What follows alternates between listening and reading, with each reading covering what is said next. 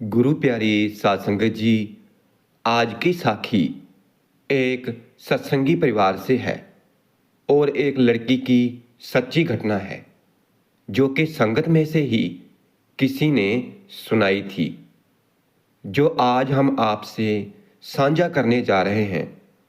तो साध संगत जी, आइए बड़े ही प्रेम और प्यार के साथ सुनते हैं।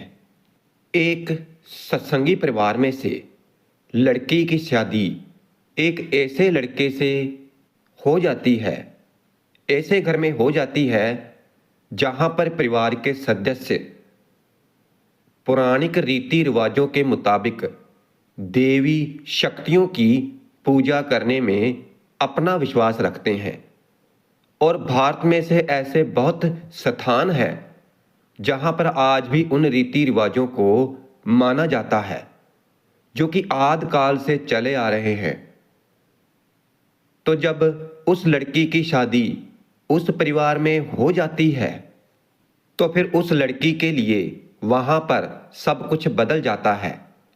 जैसे पहले वहां सत्संग में जाना, सेवा पर जाना, वो सेवा करती थी। अब उस नए समाज में ऐसा हो पाना उसे नामुमकिन सा लगने लगता है, लेकिन फिर भी उसको अपने मालिक पर, सतगुरु पर पूरा विश्वास होता है कि वह उसको अपने से दूर नहीं होने देगा।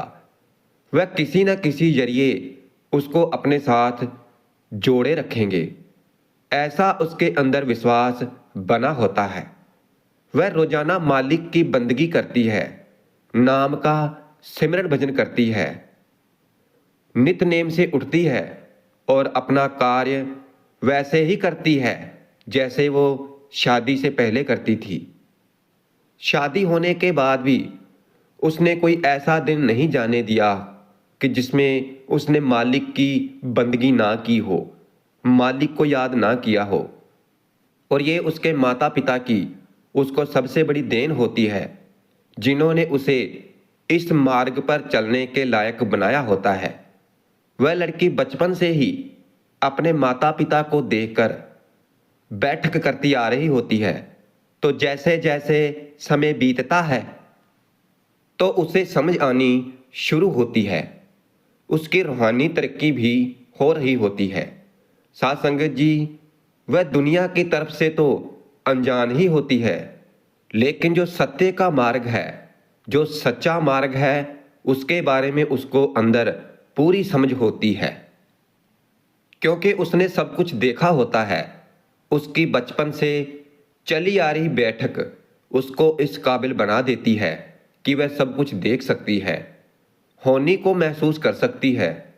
तो ऐसे ही एक दिन शादी के बाद उसको महसूस होने लगता है कि उसके पति के ऊपर एक बड़ा संकट आने वाला है। उसका एक्सीडेंट होने वाला है जिसमें उसके पति की दाईं टांग चली जाती है। उसको इसके बारे में पहले से ही महसूस होने लगता है, क्योंकि शादी के बाद उसका अपने पति से गहरा लगाव हो जाता है। वह उसको प्यार करने लगती है। वह किसी भी हालत में अपने पति को दुख में नहीं देख सकती। जब उसको इस बात की खबर हो जाती है कि उसके पति के साथ ऐसा कुछ घटित होने वाला है, तो वह उसको अपने ऊपर ले लेती है। साध संगत जी, यहाँ पर यह बताना बहुत जरूरी है कि क्या किसी के कर्मों को अपने ऊपर लिया जा सकता है या नहीं। वैसे तो ऐसा हो पाना संभव नहीं है, लेकिन जो कमाई वाले हैं, जो महापुरुष हैं, जो बंदगी करते हैं, जो उस परमात्मा की याद में डूबे रहते हैं, जो नाम का सिमरन भजन करते हैं और जिनको ज्ञान हो जाता है, तो उनके लिए सारी बातें संभव है। वह कुछ भी कर सकते हैं, लेकिन वह करते नहीं, क्योंकि वह जो चल रहा है उस सब को मालिक का खेल समझते हैं और उसमें दखल अंदाजी नहीं करते। लेकिन फिर भी जैसे कि फरमाया जाता है कि महापुरुष जो चाहे वह कर सकते हैं, उनकी अपनी मौज होती है, वह कमाई वाली रूहें होती हैं, वह जो चाहे कर सकती हैं। उनकी खुशी में ही मालिक की खुशी छुपी होती है। और ऐसा कर पाना किसी साधारण मनुष्य के वश में नहीं होता। ये केवल वही लोग कर सकते हैं, वही रूहें कर सकती हैं जो पूर्ण तौर से उस मालिक के साथ जुड़ी होती हैं। यहाँ पर भी ऐसा ही होता है। जब वह लड़की अपने पति की सारी मुसीबत को, उसके कर्मों को अपने ऊपर ले लेती है, तो उसकी तबीयत बिगड़ जाती है और वो सीढ़ियों में से गिर पड़ती है, जिसके कारण उसकी दाई टांग फ्रैक्चर हो जाती है और डॉक्टर उसे 2 महीने के लिए बेड रेस्ट बताते हैं। लेकिन ऐसा नहीं होता। उसकी दाई टांग की हालत दिन ब दिन खराब होने लगती है, दर्द बढ़ता जाता है। कर्मों का हिसाब तो देना ही पड़ता है। इस संसार में कोई भी जीव ऐसा नहीं है जिसके कर्म ना हो। सभी के अपने अपने कर्म है। कर्मों के अनुसार ही सभी ने ये मनुष्य दे पाई है और सभी अपने अपने कर्म भोग रहे हैं। जिसने जैसे कर्म किए होते हैं उसको वैसा ही फल मिलता है। अगर कुछ भी हमारे साथ घटित होता है, और फिर चाहे वो अच्छा हो चाहे बुरा हो, ये सब कर्मों का ही लेना देना है। इसको हम नजरअंदाज नहीं कर सकते। कर्मों का हिसाब किताब तो देना ही पड़ता है। तो ऐसे ही इस लड़की ने अपने पति के कर्मों का हिसाब अपने ऊपर दिया। तो जब दाई टांग ठीक नहीं होती, उसमें रोजाना दर्द बढ़ने लगता है, तो उसका पति इस बात को लेकर चिंतित होने लगता है कि कहीं ये समस्या ज्यादा बढ़ ना जाए। और फिर वो उसको सभी जगह लेकर जाता है, सभी के पास उसको दिखाता है। लेकिन सभी डॉक्टर एक ही बात कहते हैं कि हम इनको केवल बेड रेस्ट बोल सकते हैं और इसका कोई इलाज नहीं है। लेकिन दर्द कम नहीं होता। तो फिर उसके पति के पास कोई और चारा नहीं बचता। वह अपने घर वालों के कहे अनुसार वहां वह अपने गांव में अपने बाबा के पास, जिसमें उसकी श्रद्धा होती है, यानी जिनको वह मानते हैं, उनके पास ले जाता है और उनको जाकर अपनी हालत बताता है, अपना दर्द उनके साथ साझा करता है और उनको कहता है कि मैं तो इतनी पूजा पाठ भी करता हूं, लेकिन फिर भी मेरे घर में दुख क्यों है। तो बाबा उसे कहते हैं कि जाओ, अगली बार जब तुम आओगे तो अपनी पत्नी को अपने साथ लेकर आना, फिर मैं तुम्हें कुछ बता पाऊंगा। और जब वो घर जाता है तो सारी बातें अपनी पत्नी को बताता है। और फिर ये सुनकर उसकी पत्नी वहां जाने से मना कर देती है, क्योंकि उसे पता होता है कि वह कर्मों का ही दुख है जो मैं भोग रही हूं। किसी के पास जाने से कुछ कम नहीं हो सकता, ये तो भुगतना ही पड़ेगा। ये समझ उस लड़की को पहले से ही होती है, लेकिन फिर भी उसका पति अपनी जिद मनवा लेता है। उसको अपने साथ लेकर अपने बाबा के पास चला जाता है। और जब वो दोनों वहां पर जाते हैं तो वह बाबा जब उस लड़की को देखता है तो वो धीरे धीरे उसे समझना शुरू कर देता है। उसको सब कुछ दिख जाता है। साथ संगत जी, इस संसार में जो भी कोई जिस तरीके से उस मालिक की बंदगी में लगा हुआ है, वह सब कुछ देख सकता है। उसको अपनी और दूसरों की सारी खबर होती है कि कौन कहां तक पहुंचा है, कौन कितनी कमाई वाला है। वैसे ही उसको भी इस बात की खबर हो जाती है कि यह लड़की उस मालिक की एक कमाई वाली नेक रूह है। और जब वह सब कुछ देखता है तो उसे इस बात की खबर हो जाती है कि इसने अपने पति के लिए सब कुछ किया है।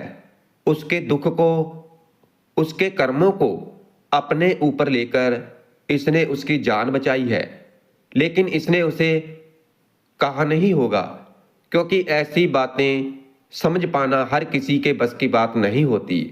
वह बाबा किसी बहाने उस लड़की को कहता है कि बेटा जाओ, जाकर चाय बना दो।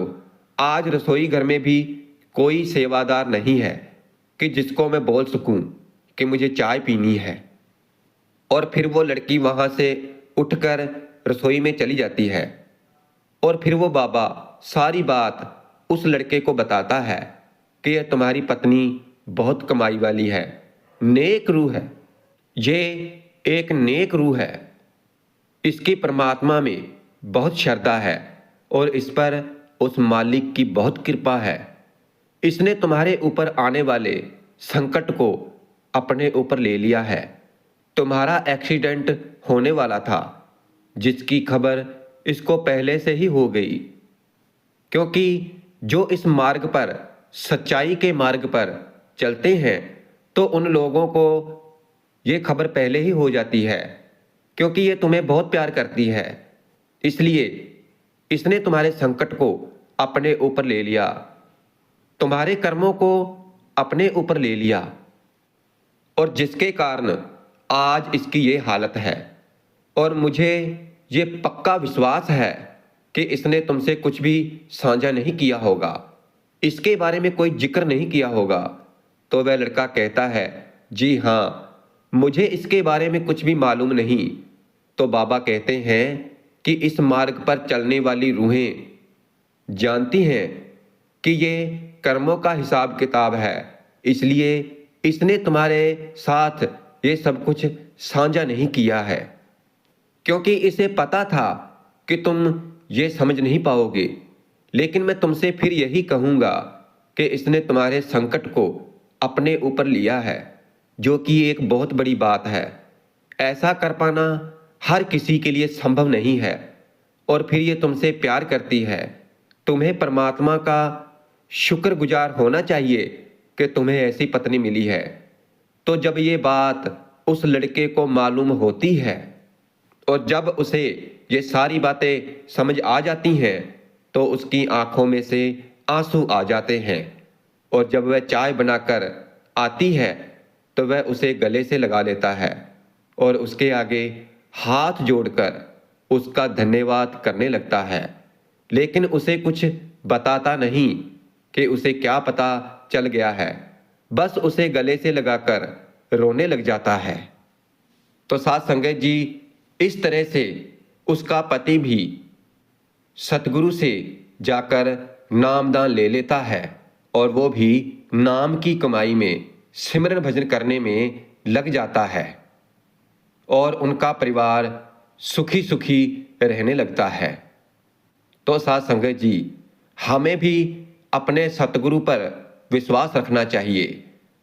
जो हमें सतगुरु जी ने नामदान दिया है, जो हमें नाम बख्शा है, तो हमें भी अपने नित्य नेम से उठकर उस नाम का सिमरन भजन करना चाहिए, नाम की कमाई करनी चाहिए। क्योंकि नाम की कमाई के बिना इस संसार में कुछ भी नहीं है, सब कुछ नाशवान है। और जो रूहें नाम का सिमरन भजन करती हैं तो वो अपना जीवन सफल बना लेती हैं।